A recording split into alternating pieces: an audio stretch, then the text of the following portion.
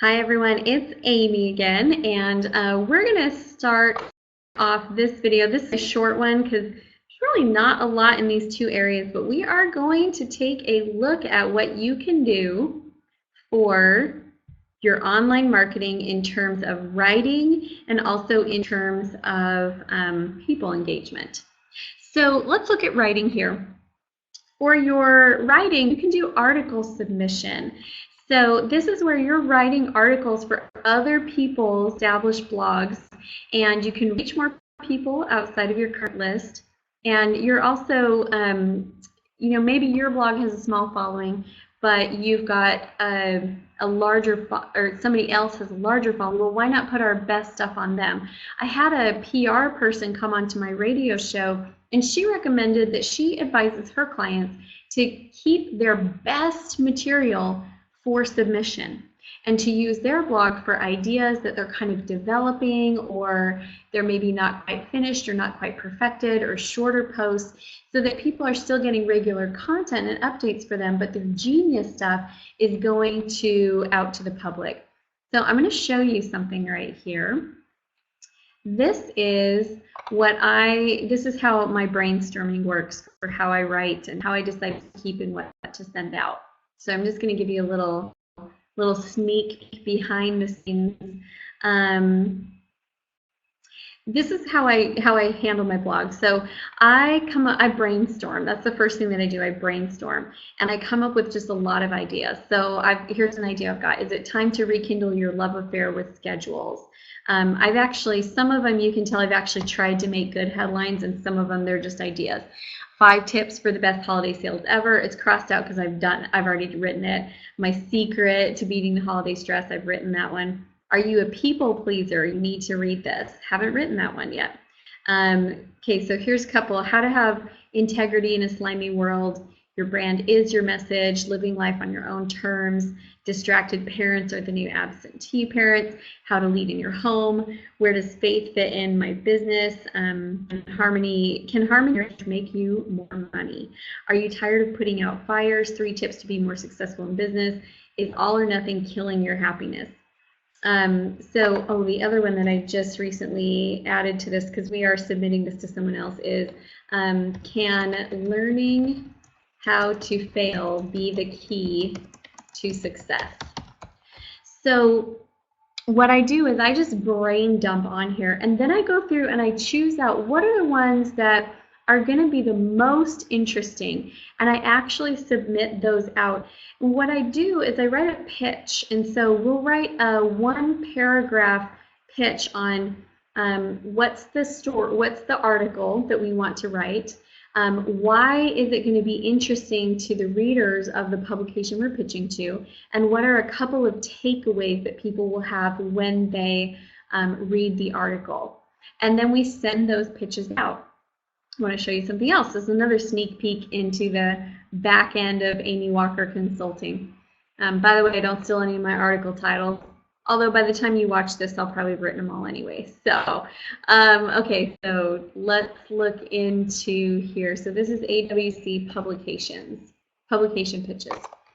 So what I did was, y'all know how much I love Upwork, so I got on Upwork and I had Upwork a researcher on Upwork create me a list of all of these different publications that we could pitch to. And they were business magazines and business blogs, and came up with about 201. Now, some of them that on there, they don't accept publications from other people, and that's fine. But some of them do. And you can, as you look through this, you can see the ones that, if they're in gray, they actually got rejected. And this one is because they didn't do guest posts. That one just said no. Okay. And the ones that are in green, you can see these are the ones that have been accepted and we've been published in those places. And then there's a couple of places where they just said, just submit the full article. Now, the reason we don't write the article first is for 2 reasons. One, we want to be able to customize it to their audience. And so it's easier to custom a pitch than it is to write a full article and then get that to fit with each individual person. Because then if that magazine doesn't pick it up, we'll send it to someone else.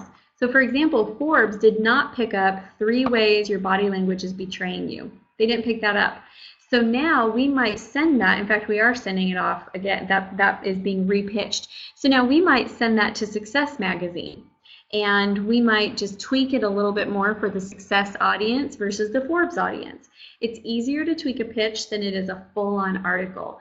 So we usually wait until they say, yes, go ahead and write that up and send it in. But here's some cool things that can happen when you do this. So Amy Walker Fast Company. How to be influential without being manipulative. So this is an article that we had that got published, and here's the cool part about it.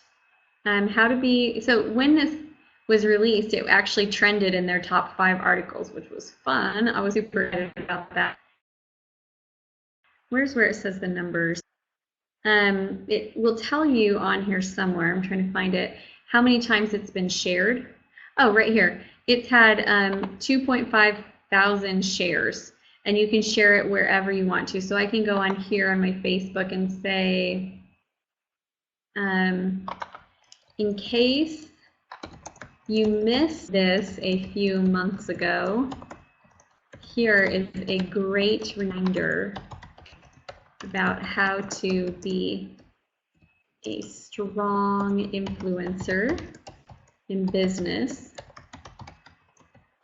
without being that creepy, manipulative person no one likes.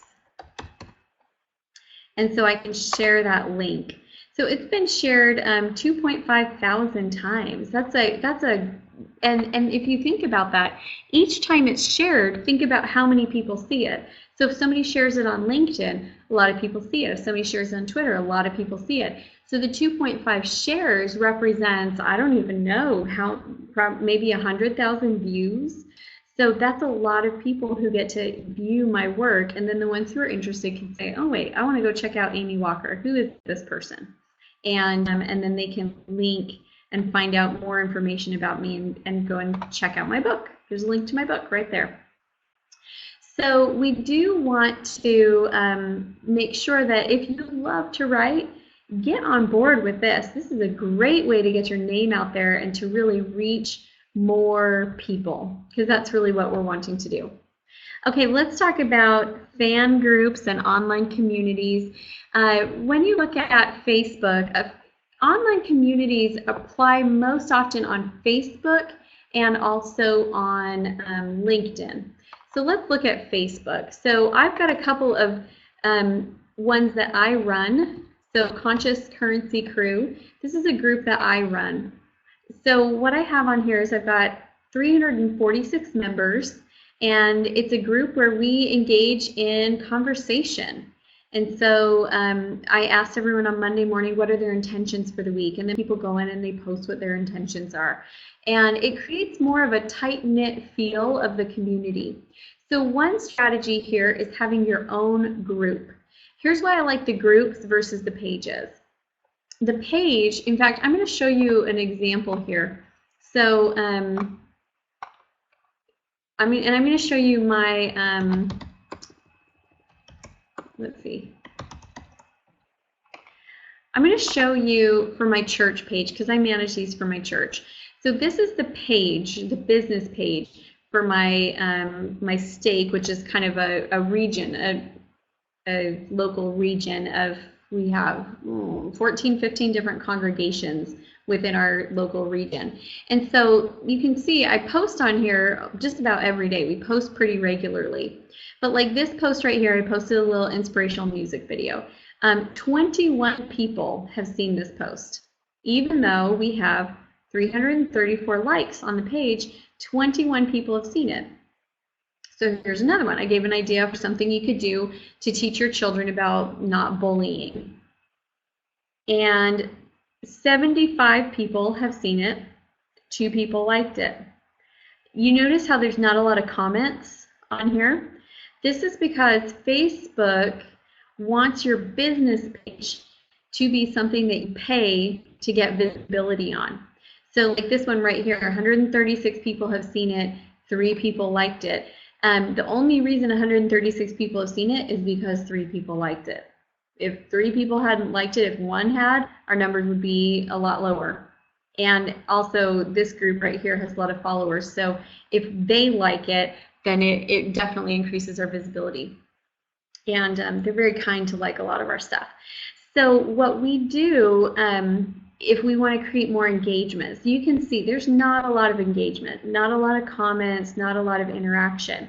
So then what we can do if we want to create engagement is we can either pay for it, or if we don't want to put our money there, we can create a group. So for example, I've created a group, and here's the group. We have 514 members, and here's where you'll see more comments, more engagement, more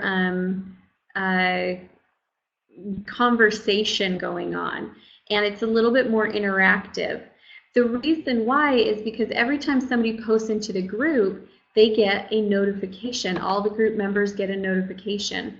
So I think I got a notification. Yep, so-and-so posted in the official Strongbook community. That's a group. Somebody posts in there, the Strongbook Mentoring Network. That's a group, and I get that information. Let's see where else, if I've got any other groups. Yep, these are the Conscious Currency crew. So people posted in there, and I get notified that that happens. And so it increases your visibility without having to pay for it, just by the nature of having a group. So one strategy is hosting your own group. The other strategy is joining other groups. So I am, I'm a member of a lot of groups. In fact, if we looked at this, here's all the groups that I'm a member of. There's a lot of groups on here, and a lot of groups. And the reason we join a lot of groups is so we can interact with people. So for example, Atlanta Business League, Atlanta Business Calendar, Atlanta Business Mixer, Atlanta Business Moguls, Atlanta Georgia Networking Group, Atlanta Georgia Network. We've got, we probably have a whole section on Salt Lake City business groups as well, blogger groups, women's networking group, inspired BN promos. That's actually built off of an inspired bloggers group. So I'm part of the Inspired Bloggers Network. And what you can do is you can go in here and you can engage with people, and you can ask questions. Check what you have done today, Inspired Bloggers University. And so then you can go in and you can write in, I'm creating new video footage for my training programs for my clients. Fun stuff. And then what happens is you're now engaging in the community, and you can build relationships with people that you can then take into private conversations, and you can message them or you can friend them and start expanding your network that way. One thing that I caution you with on other groups, two words of caution here. One word of caution is don't just join a group and start spamming them. That means that you're not engaging in the group, you're just posting, here's my offer, here's my thing, here's my discount, here's my this, here's my that, and you're not being part of the community.